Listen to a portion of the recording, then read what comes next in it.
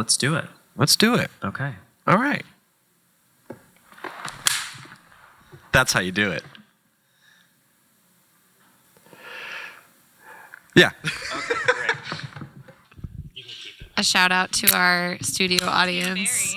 They're real cute. They're making me happy. Okay. So we are here today with Frances and Erica at Velocity Dance Center, where we just, Oliver and I, and the Hiawatha Art Club hosted Shit Gold, which Erica started. So we're here to talk a little bit about that performance and who knows what else. Thanks, Two Erik. clarifications. I started this with Britta Peterson. I did come up with the title, though, I will say. And Frances, though, takes a lot of credit for keeping this whole thing alive. A lot of people helped along the way, and then Frances has been driving the ship for a while. So With my own duo, with your own duo, Ben Gooseman. yeah, and the photo also bomber, Elisa. Elisa, Also Elisa. the photo Yes. bomber. So you started this in 2014, Erica. Yeah, we're going straight back. All right, We're back. We're back. Teleport. In 2014. In May. Good job. I remember it Frances. like it was yesterday. I mean, I knew it was the spring. I wouldn't know the exact month, but May sounds great. But to clarify, I struggled with structuring improvisation at the time, given where I was in my life. Then I was in Europe for 2.5 years, and like improvising is a huge part of what you do. Not saying I hadn't improvised before. I had, but I don't think I had found as much clarity in it. I felt like I was just sort of moving around in improvisations. And so I wanted to perform. So I was like, I'm going to make this space where I can make things to perform, but then I would never make the things to perform. So I would show up and improvise and be like, I don't know what I'm doing. But that's also important. And then when I came back, like, I was pretty lost, and I just walked back into Shit Goal, and I was like, this place is still here? How did you get handed off Shit Gold? I volunteered.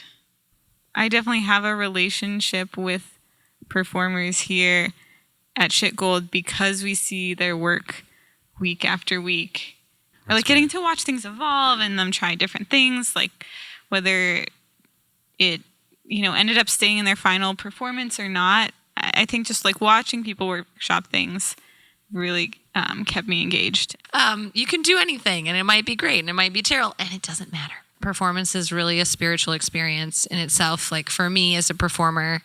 And it feels extremely narcissistic. I mean, you're often doing something you want to do. You're expressing your emotions. You're expressing your feelings, like that. I mean, we do have a 5-minute limit for a reason. Who came up with the 5-minute? It was 7. It was 7 7. Originally. It was too long. We had a town hall and talked about it. Decided 5 minutes would be better. Tough performances really challenge my preconceptions over what is even going on in the world, and I really appreciate that. Which is, at this point, it's like I feel like I could sit through 15 minutes of something really bad just to like let it seethe. I feel like I wouldn't have had that were it not for all of the little 5-minute versions here. Endurance training. Yeah. Sorry. Time to go watch some B movies. That's actually, I love that because I definitely view it as an audience training ground in addition to a performer training ground. And like learning how to be open to things on movements and ideas on a stage that you haven't encountered before can be like off-putting and takes time. Well, so many swirling thoughts. But with the audience engagement and connection, I do feel like especially modern and contemporary dance falls short of touching the audience sometimes, just out of habit. Like the goal is not at all to reach the audience. So what you said about like even just giving them a little bit of a way in, even if they don't make sense or like don't say a sentence, I found when I've had words or I have spoken in a piece, people are like so much more there with me. I was gonna connect it back with the theme of like arrogance is performance, and how some of this over structuring is sort of arrogant in the sense that the artist who's creating it thinks that what they think about their own work is like as important as the work is, and in that sense there's no room for the audience because they've pre-decided everything, and there needs to be some room there. I'm really into the explanation after the fact, because then it gives the audience the ability to interpret it however way. I also think that a little bit of context can go a long way. Or even if it's some kind of like curiosity is stated, especially like, and I think this also depends on a lot on who your audience is. But like, is there a point where the audience can access the work? I'm interested in how do you let the thing be the thing on stage. Sometimes I feel like there's a lot of explaining or need to make things academic and to prove why something happened, or this is an abstraction of a theme. And sometimes I'm like, well, what if the thing is just the thing? It's just my own curiosity. Do I need the backstory? Then we are at Shit Gold, and it's like, we love the backstory. We love knowing the person. So I feel both things. Those are like different backstories. Maybe. I would say. Okay. You can. I mean, like, I can have a layer of context because I know you, and you don't have to explain your curiosity and exploration. I feel like the desire to have a piece that's pre-workshopped comes from the fact that there's no good arts writing. So artists are put to task to generate it themselves for the audience. Like, not only do they have to make the work, then they have to explain the work. And if the work involves any sort of change in the social order, they have to prove that that is possible and then do it. And and you're just like, oh my God. Why can't you just make the work? Yeah. So I hear you on that. And I don't want to say that discussion around work shouldn't happen, or like, I think it is important sometimes to help audience who's maybe never seen such work before come into it and see it. But sometimes it feels a little bit like I am justifying what I did, or people are really like searching on this topic so hard. I'm like, just do something. Just do something. And then it will be a thing. And then maybe you'll discover what it is later. Like, you know, there's just this tortuousness to it that it feels like it's from science and academia. And I'm just like, it just doesn't, that's not the thing. I feel like oftentimes people thought of all the permutations that the work could take and then gone down the order and said, no, here's why not that. No, here's why not. Before they even do the one that they choose. Mm-hmm. Whereas they could have just done it. That's why on my Instagram, I say something like ideas into reality, because that is something that I love to do. You know, like, I wonder what this thing would look like, and actually fucking doing it. Because you can just sit around or lay down and try to fall asleep and think of all of the iterations of it and just have you lay awake at night. That's called brain crack, meaning you keep thinking about it, but you never actually do it. So your brain just likes to think about it. It's performance art, Frances. It's okay. Thank you for that. That's right. You know, that's what we're here for. The borders are fuzzy, like art and life. It's okay. Frances is always annoyed with something. This is one thing you have to understand. She has high standards, okay? I was annoyed that there wasn't a bar every week. I would just wanted there to be some consistency around if you go, what can you expect? If you go and everything's totally terrible, well, at least you can have a beverage. Yeah.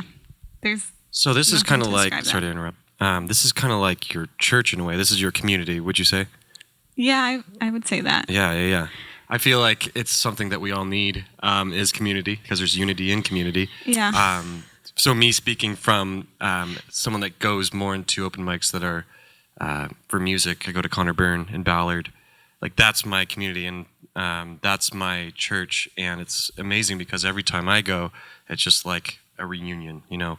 That's definitely. Beautiful. I think beautiful. It also reminds me of church in that you never know who's going to walk in the door and who you know, get to care for that you may not have expected to be in your life. Yeah, and pretty much what you're doing here too is kind of what Eric and I do for this show is we have soapbox moments, and what you're doing is you're giving that opportunity for people to soapbox whatever they want. And that's gorgeous. I love that. Fuck yeah. Yeah, dumpling time. I thought I would be hungry. I like how you know better than I do my own personal relationship timelines. Yeah, I mean, that would make sense. It's not like I'm... For what reason? For like that. Like, I'm tracking the months, and you're tracking the feelings. You're in it. You're in it. Oh. I forget, you majored in math. Yeah, I did, which apparently is counting. Only a small sliver of the story. Do you perform elsewhere currently in a different space? Actually, I've been, like I mentioned earlier, I've been performing at the retirement home where I work. There are like 300 grandparents, you know? So I was like, started to perform once in a while for them.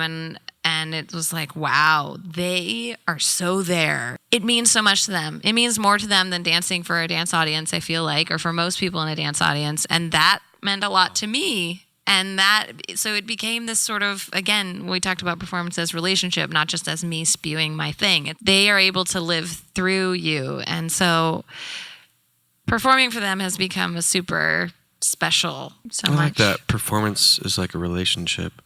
Because it reminds me of something that I think of with songwriting. Songwriting is like a relationship.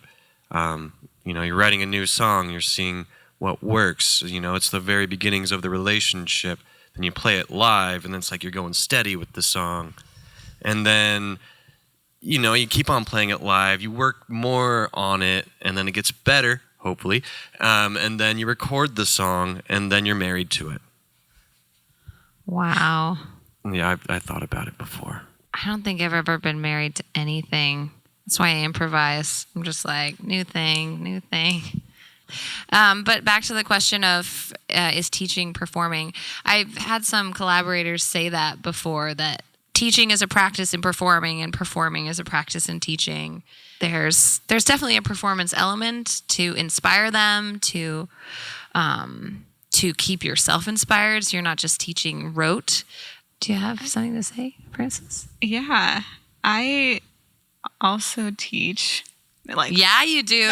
Not trying to hijack this conversation, but you're not hijacking. I feel very differently about teaching versus performing. But I mean, I also haven't been teaching that long. Like, I've been teaching in spurts, like once a week. Very few students. So, I feel like I'm still refining, and I feel much more confident in my class now. But a lot of what people perceive as strength is actually just body mechanics.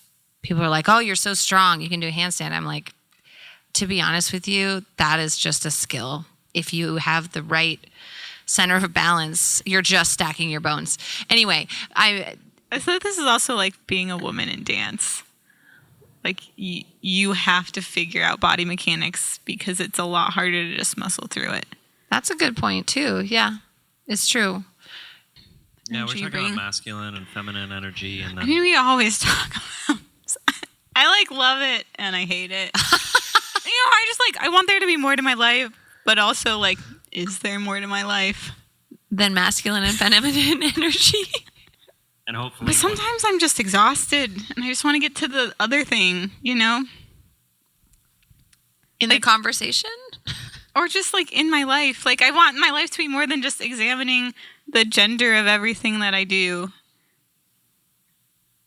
Or the gender performance of everything I do. What would you like to talk about? What would I like to talk about? Besides that. Tax reform and arts funding. These are my top 2 dating topics. But really... I make sure to bring up at least one, because if we can't talk about it, nothing will work out. True that.